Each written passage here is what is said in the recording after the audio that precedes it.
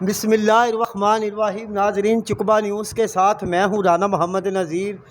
ضلع گجرات کی سیاسی اور انتظامی صورتحال پر ہمیشہ کی طرح بات کرنے کے لیے میرے ساتھ موجود ہیں سابق میئر، سابق MPA اور پاکستان مسلم لیگ نواز کی ہر دل عزیز شخصیت حاجی ناصر محمود صاحب۔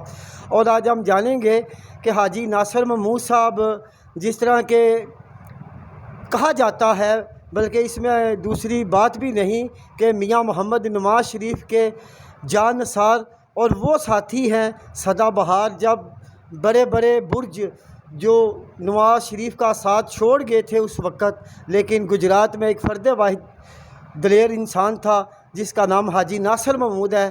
وہ چٹان کی طرح، جو آج لوگ چٹان کی باتیں کر رہے ہیں، حقیقت میں حاجی ناصر محمود چٹان کی طرح کھڑے رہے۔ حاجی صاحب السلام علیکم۔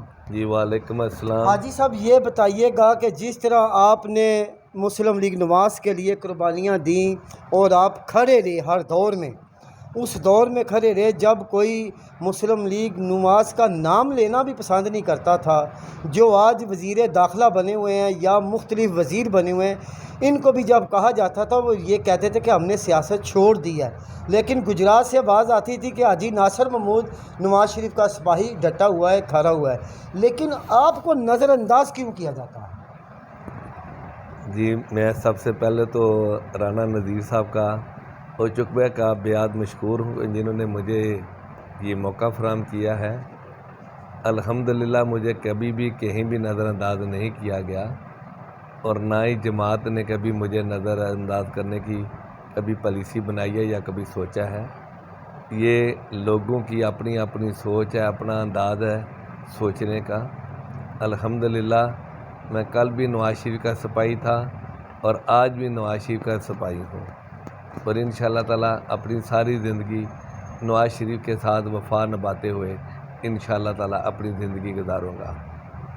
حاجی صاحب جس طرح آپ ہم نے دیکھا ایک فون کرتے تھے DC کو، DPO کو یا کسی بھی محکمہ جات میں، کیا آج بھی اسی طرح حاجی ناصر کی کال پر کام ہوتے ہیں؟ دیکھیے رانا صاحب، اس وقت کیونکہ ہماری جماعت کی حکومت تو نہیں ہے، یہ نگران سیٹ اپ ہے، تو لامحالہ انہوں نے توازن رکھنا ہوتا ہے، اور جو جائز کام ہوتے ہیں وہ الحمدللہ کبھی بھی، چاہے میں اپوزیشن میں ہوں چاہے میں اقتدار میں ہوں، میرا اپنا ایک انداز ہے کام کرانے کا، اور میرا خیال ہے کہ میرے الحمدللہ اس وقت بھی 100% کام ہوتے تھے، اور آج کل ظاہر ہم حکومت میں نہیں ہیں تو ظاہر فرق ہوتا ہے، لیکن انشاءاللہ تعالیٰ جب یہ حکومت آئے گی تو انشاءاللہ تعالیٰ اسی طرح آپ کو کام ہوتے ہوئے نظر آئیں گے۔ اس کا مطلب ہے کہ جو یہ وزیر اعظم پاکستان بیٹھے ہوئے ہیں یہ آپ کی حکومت میں شامل نہیں ہیں؟ نہیں، آپ فیڈرل گورنمنٹ کی بات کر رہے ہیں تو فیڈرل میں تو الحمدللہ ہمارا کوئی بھی کام ایسا نہیں ہے جو کہ رک رہا ہو، چاہے وہ وابڈا کا ہے چاہے سوئی گیس کا ہے، وہ الحمدللہ ہمارے کام ہو رہے ہیں۔ وہ تو میں نے تقریباً وابڈا کے میں نے الحمدللہ اپنے شہر کے اندر اپنے حلقے میں 40-50 کے قریب نئے ٹرانسفارمر لگوا چکا ہوں، 4 کور کیبلیں ڈلوا چکا ہوں، اور وہ تو وابڈا کے تو ابھی بھی میرا خیال 7-8 میرے پچھلے میرا خیال 2 ویک سے میں 11-12 ٹرانسفارمر اور لے کر آیا ہوں، اور ابھی پھر میں چند دن تک جاؤں گا اور 8-10 ٹرانسفارمر اور لے کر انشاءاللہ تعالیٰ آؤں گا اپنے شہر کے لیے۔ اسی طرح گیس کا کام جو بھی ہے ہمارے وہ بھی الحمدللہ ہو رہے ہیں، کوئی مسئلہ نہیں ہے، فیڈرل گورنمنٹ تو ہماری ہے، وہ تو کام ہمارے الحمدللہ ہو رہے ہیں۔ ایک چھوٹا سا مسئلہ ہوا شجاعت صاحب کے گھر کے ساتھ، اور ساتھ ہی تھے، اور اگلے دن وزیر اعظم پاکستان جناب میاں شہباز شریف صاحب شجاعت صاحب کو ملنے آگے، اور انہوں نے اس پر معذرت بھی کی۔ اگر محسن نقوی صاحب یا نگران حکومت آپ کی نہیں ہے، اور یہ جو کچھ بھی اس وقت ملک میں ہو رہا ہے خاص کر کے پنجاب میں، کیا آپ کا خیال نہیں کہ اس میں شہباز شریف صاحب یا اسف زرداری صاحب شامل نہیں ہیں اس نگران حکومت کے سیٹ اپ میں؟ دیکھیے جی، وہ فیڈرل گورنمنٹ میں ہے، یہ پروونشل گورنمنٹ کا ایشو ہے، تو لامحالہ وہ ہمارے تادی ہیں، اور جو شجاعت صاحب کے گھر میں اگر جو کچھ ہوا ہے تو ظاہر ہے کہ فیڈرل گورنمنٹ ہماری وہ ہمارے ساتھ ہے، ان کا اتحاد ہے، تو اس سلسلے میں میں سمجھتا ہوں اگر ان کے ساتھ زیادتی ہوئی تھی ان کے گھر میں تو وہ گئے ہیں مدد کرنے کے لیے یا ان کو یہ بتانے کے لیے کہ بھئی ہمارا اس میں کوئی عمل دخل نہیں ہے، تو میں نہیں سمجھتا کہ اس میں کوئی ایسی بات ہے۔ حاجی صاحب، جو اس وقت ملک کے حالات چل رہے ہیں کہ جو بھی طریق انصاف کو چھوڑ کے جا رہے ہیں، کچھ لوگ خاموش ہیں، کچھ لوگ جوگ تر جوگ جو ہیں وہ زرداری پارٹی پیپل پارٹی میں شامل ہو رہے ہیں۔ کیا آپ سمجھ سکتے ہیں کہ آنے والے وقت میں مسلم لیگ نواز کی کسی جگہ پہ آپ کو گنجائش دیکھ رہے ہیں؟ کوئی وزیر اعظم ان کا ہوگا یا کوئی ایک دو وزیر نظر آئے گا مرکز میں آپ کو؟ انشاءاللہ تعالیٰ بفضل خدا مرکز میں حکومت بھی اور صوبے میں بھی انشاءاللہ تعالیٰ پاکستان مسلم لیگ نون کی ہوگی، کیونکہ ہماری جماعت میں پی ٹی آئی کے جو چھوڑ کر جا رہے ہیں ان کو ایڈجسٹ کرنے کے لیے جگہ نہیں ہے۔ آپ ضلع گجرات میں اندازہ لگا لیں، ہاں ایک نظر دورائیں اور چیک کریں ذرا کون سا حلقہ ایسا ہے جہاں پر ہمارا کینڈیڈیٹ موجود نہیں ہے۔ تو پیپل پارٹی کے پاس تو کینڈیڈیٹ نہیں ہے۔ 2018 کے الیکشن میں دیکھ لیں کہ ان کی پوزیشن کیا تھی، اور 2013 میں دیکھ لیں ان کے ساتھ کیا ہوا۔ الحمدللہ پاکستان مسلم لیگ نون کے پاس تو وافر الحمدللہ لیڈر کینڈیڈیٹ موجود ہیں، اور الحمدللہ مشکل وقت بھی جماعت پہ آیا ہے اور کسی ساتھی نے نواز شریف کو نہیں چھوڑا الحمدللہ۔ نہیں، آپ سمجھتے ہیں کہ جتنا پریشان اب پاکستانی قوم کو مسلم لیگ نون نے اور پی ڈی ایم کی حکومت نے جتنا قوم کو بے روزگار کر دیا ہے، عوام کو پریشان کر دیا ہے، صرف دو قومیں ایسی ہیں جن کو مہنگائی سے بے روزگاری سے کوئی فرق نہیں، ایک جو حکمران ہے، دوسرے جو بیکاری ہیں، یہ سڑکوں پر پھرنے والے۔ ان دونوں کو مہنگائی سے جتنی اور بھی اس سے 11 گنا زیادہ ہو جائے کوئی فرق نہیں۔ آپ سمجھتے ہیں کہ پھر بھی آپ کی اگلی بار حکومت آئے گی؟ تو زرداری صاحب جو ان کا بیانیہ ایک زرداری صاحب پہ بھاری، وہ آپ نہیں سمجھتے کہ پی ڈی ایم کو نواز لیگ کو کھڈے لین لگانے کے لیے یہ سارا کھیل کھیل رہے ہیں؟ یہ دیکھیں جی کہ یہ آہستہ آہستہ عوام کو یہ سمجھ آ جائے گی کہ پاکستان مسلم لیگ نون نے وزارت عظمیٰ لے کر اپنی جماعت کا نقصان کیا، اور ہمیشہ مجھے فخر ہے کہ میں جس لیڈر کے پیچھے ہوں، میاں نواز شریف صاحب، میاں شہباز شریف صاحب، مریم نواز صاحبہ، حمزہ صاحب، یہ ہمارے لیڈر ہیں۔ الحمدللہ میاں نواز شریف صاحب نے کبھی بھی اپنی ذات کے لیے نہیں سوچا، انہوں نے ہمیشہ اپنے ملک کا مفاد ہے اس کو ترجیح دی ہے، اپنی ذات کی نفی کی ہے۔ اور جس وقت یہ ابھی حکومت ہماری آئی ہے اس وقت ملک کے حالات معاشی طور پر کھوکھلا ہو چکا تھا، نہ ان کے پاس تیل خریدنے کے لیے پیسے تھے، نہ کولا خریدنے کے لیے تھے، نہ RNG لینے کے لیے پیسے تھے، نہ پاکستان کے اندر کوئی ڈالر تھے، برا حال تھا معاشی طور پہ پاکستان کا، اور یہی کہا جا رہا تھا کہ پاکستان کسی وقت بھی ڈیفالٹ کر دے گا۔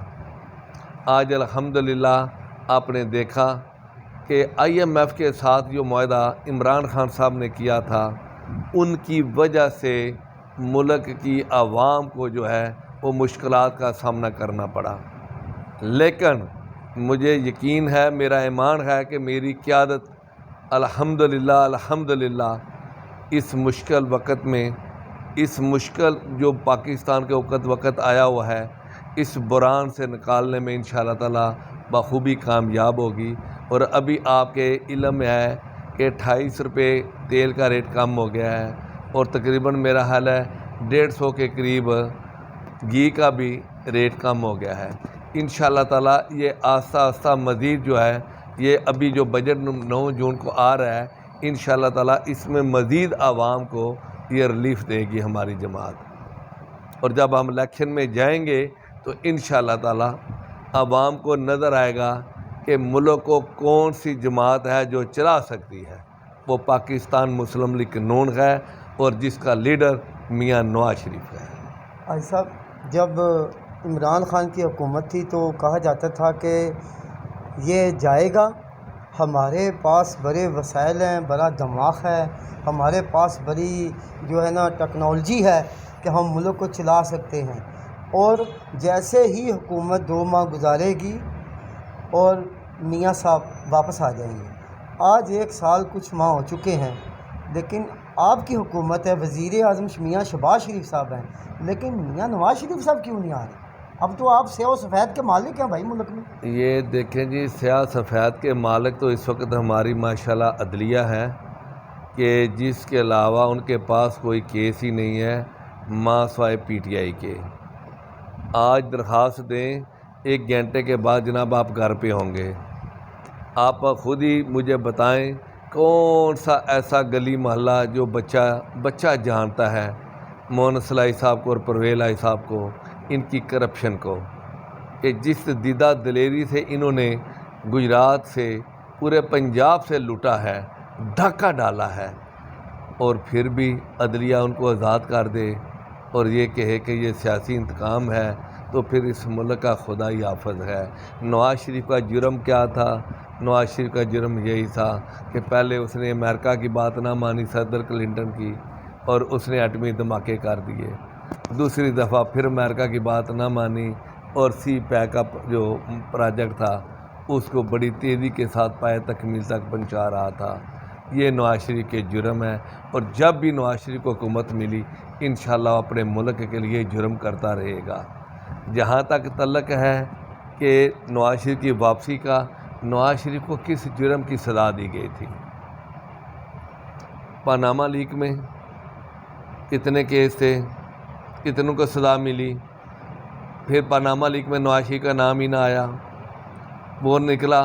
پھر کہا کہ نواز شریف نے جناب اپنا کامہ لیا ہوا ہے دبئی کا، جب وہ بھی ڈکلیئر ہوا کہ جناب نواز شریف صاحب جب ہم M N A M P کے نامینیشن اپنے سبمٹ کرتے ہیں تو ہم اپنے پورے 5 سال کے پاسپورٹ کے فوٹو پہ کاپیاں جو ہیں پاسپورٹ کی وہ ساتھ لگاتے ہیں اور بتاتے ہیں کہ ہم نے کون کون سے کنٹری کا ویزا لگوایا ہوا ہے اور کون کون سی کنٹری میں گئے ہیں اور کتنے دن ہمارا سٹے ہے۔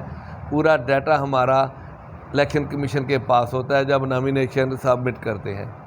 جب وہاں سے بھی انہوں نے یہ جب کہا تو یہ چیز نکل آئی، تو پھر انہوں نے کہا اچھا آپ بیٹے سے تنخواہ لے سکتے تھے، لے کیوں نہیں، لہذا تم پرائم منسٹر نہیں ہو۔ یار کوئی دنیا کا قانون ایک جرم کیا نہیں اور اس کی سزا، اور دوسری طرف آپ کی عدلیہ کا نظام ماشاءاللہ سبحان اللہ، وہ اپنی بیوی قطر صبر ذرا رانا صاحب صبر ذرا، میں عدلیہ پہ آ رہا ہوں جناب صبر کرے نا۔ دوسری طرف دیکھیں کہ میاں نواز شریف صاحب کی وائف قریب المرگ تھی، ڈاکٹروں نے کہا کہ 1 دفعہ یہ ہوش میں آئے گی اس کے بعد یہ دنیا میں نہیں رہے گی۔ نواز شریف صاحب نے کہا کہ میرے 15 دن کے لیے میری ڈیٹ کو آگے ڈال دیں، میں عدلیہ کے ججوں کی بے بسی کا عالم دیکھنا چاہتا ہوں اور میں اپنے آپ کو خود کورٹ میں پیش کر کے یہ سارے سزا سننے کے لیے تیار ہوں ان کے ڈیسیژن کو۔ دنیا کی مجھے کوئی ایک پالیٹیشین بتا دو جو اپنے ملک کا پرائم منسٹر رہا ہو اور آؤٹ آف کنٹری ہو اور اس کو پتہ ہو کہ میں نے جانا ہے تو مجھے ریسٹ کر کے جیل میں بھیج دیا جائے گا، اپنی بیٹی کو ساتھ لا کر وہ جیل میں گیا۔ دنیا کی کوئی اگزامپل مجھے بتا دو۔ عدلیہ کا سسٹم جب تک یہ ٹھیک نہیں ہوگا، کون سا دنیا کا قانون ہے کہ ایک سول جج ہو اور اس کے اوپر سپریم کورٹ کا جج نگرانی کر رہا ہو تو وہ جج کیا ڈیسیژن کرے گا؟ مجھے بس دنیا کا کون سا قانون ہے پاکستان میں کہ جناب نواز شریف کے لیے سزا کے لیے ڈے بائی ڈے رپورٹ وہاں پر جاتی تھی، سپریم کورٹ کے جاز الحسن صاحب کو دی جاتی تھی۔ اب عمران خان کے جو ایف آئی آر ہوئی ہیں ان کی بھی بیلیں ہیں اور جو بھی اس نے جرم نہیں بھی کیے ان کی بھی بیلیں کر دی گئی ہیں۔ کیا یار یہ سسٹم ہے اس پاکستان کے اندر؟ کیا عدلیہ کا مقام ہے اور کہاں تک انصاف کے تقاضے یہ پورے کیے جا رہے ہیں. کس کو نہیں پتا؟ کون کہتا تھا کہ پنجاب کا ڈاکو؟ یہ عمران خان صاحب بھی کہتے تھے پرویز الہی صاحب کو. آج انہوں نے ان کو وہ پی ٹی آئی میں چلے گئے تو وہ جناب اللہ صاف شفاف صادق امین دیانتدار ایماندار بن گئے ہیں. آج ان کو جناب پاکستان پی ٹی آئی کا اپنا اس کا صدر بنا دیا گیا. پی ٹی آئی کا مرکزی صدر بنا دیا گیا. آج اس کے اوپر کیس کرپشن کے ہیں. ٹھیک ہے. اور جناب کہا جا رہا ہے جناب یہ سیاسی ایشو ہیں لہذا جناب ان کی بیلوں پہ بیلیں. کیا یار یہ سسٹم ہے. آئے گا نواز شریف الیکشن سے پہلے انشاءاللہ تعالی. نہیں جیل جائے گا؟ جیل جائے جہاں بھی جائے پاکستان میں آئے گا نواز شریف. وہ جیل سے باہر آنے والا نہیں ہے. وہ کتنا عرصہ رہا جیل میں؟ کتنا عرصہ رہا جیل میں؟ 50 روپے کتنا قصور اس کا؟ 50 روپے وہ کس نے بھیجا؟ انہوں نے بھائی نے. جیل میں کون تھا؟ نواز شریف جیل میں اسی کس نے بھیجا اس کو؟ بھائی نے کیا شہباز شریف. کیوں کس نے کیا معاہدہ؟ کس کے ساتھ ہوا؟ ਤੁਹਾਡੇ ਨਾਲ ਹੋਇਆ. کیوں کیا؟ ਤੁਸੀਂ ਉਹ ਬਿਮਾਰੀ ਦਾ ਬਹਾਨਾ ਹੀ ਐਸਾ ਲਾਇਆ کہ ਉੱਥੇ ਤੇ ਬਰਫ਼ بھی پگھل جاندی. بیماری کا بہانہ کس نے بنایا؟ میاں صاحب نے. لیبارٹری کس کی تھی؟ شوکت خانم کے اسپتال کس کے تھے؟ ڈاکٹر کس کے تھے؟ راشدہ یاسمین کس کی ڈاکٹر ہے؟ ہیلتھ منسٹر کس کی پنجاب کی تھی؟ اس کی کیا رپورٹیں ہیں؟ وہ حاجی صاحب جس نے بندہ تکلیف سوال یہ ہے، بات یہ نہیں